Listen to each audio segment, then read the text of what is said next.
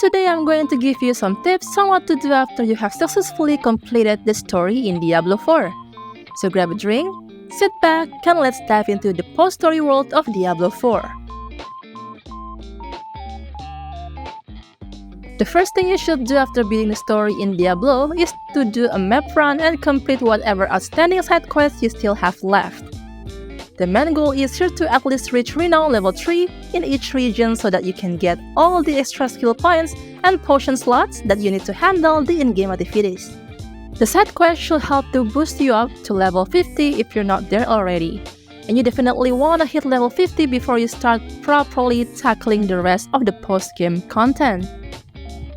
In addition to that, you'll also want to do a map run to make sure you've snagged up all the altars of Lilith to grant yourself that boost, as well as clear out the strongholds in Sanctuary.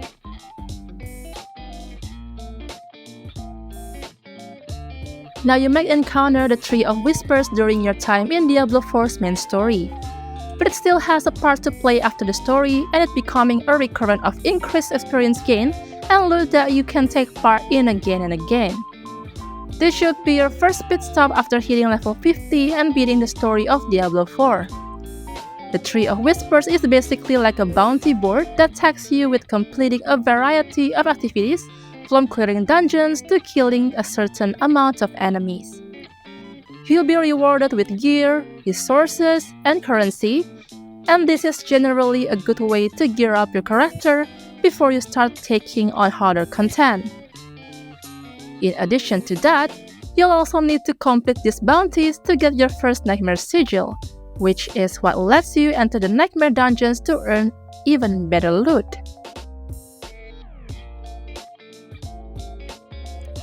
If you thought the story of Diablo 4 was over after the final act, guess again, Diablo 4 has introduced a set of challenging dungeon events called Capstone Dungeons, which can only be attempted once your character has reached specific power levels, by reaching level 50, level 75, and level 100.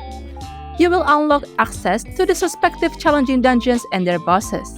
Capstone Dungeons are important not only for continuing the story, but for unlocking new events and features that would otherwise remain hidden.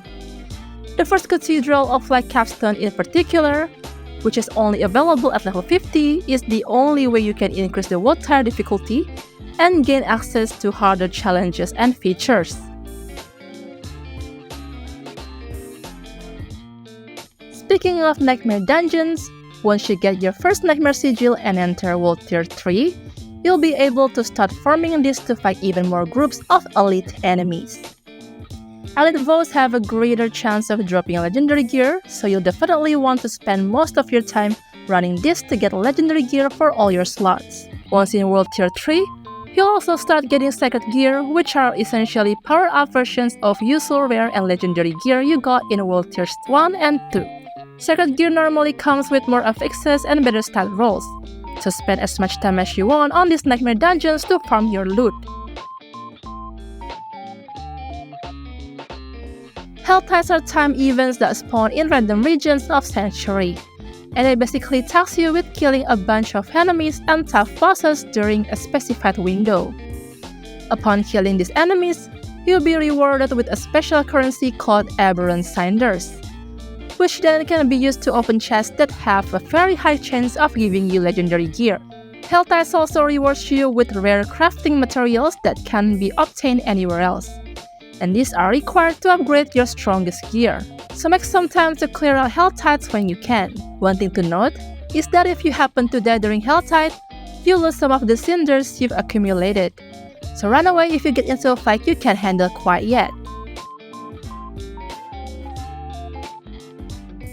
Ashafa probably needs no introduction at this point, but if you haven't already, consider checking out some of the world bosses Diablo 4 has to offer.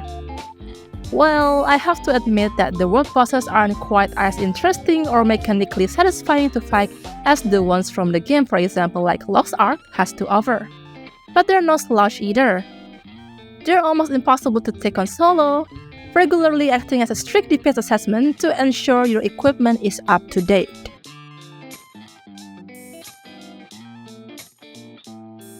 While you technically don't have to complete the main story to activate this feature, it's likely that you may reach level 50 after finishing all of the main acts.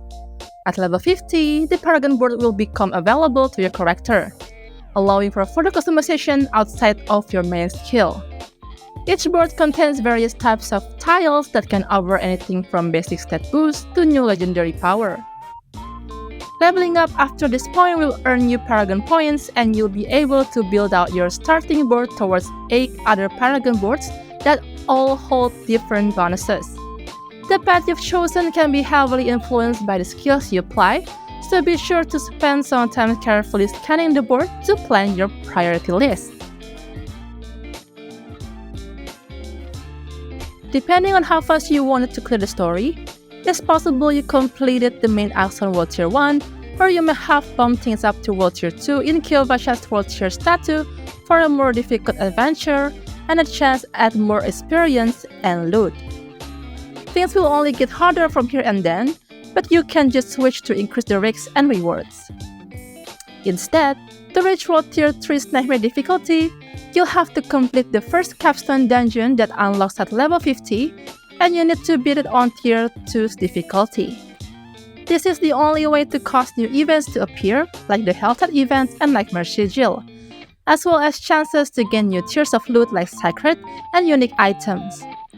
Getting to World Tier 4 will be even harder, as you'll need to complete the second Capstone Dungeon at level 75 while still on World Tier 3 difficulty. So there you have it! These are some things you can do after beating a story in Diablo 4. There are countless possibilities out there waiting for you, and it's up to you to discover them. Thank you for watching, and don't forget to subscribe for more awesome gaming content.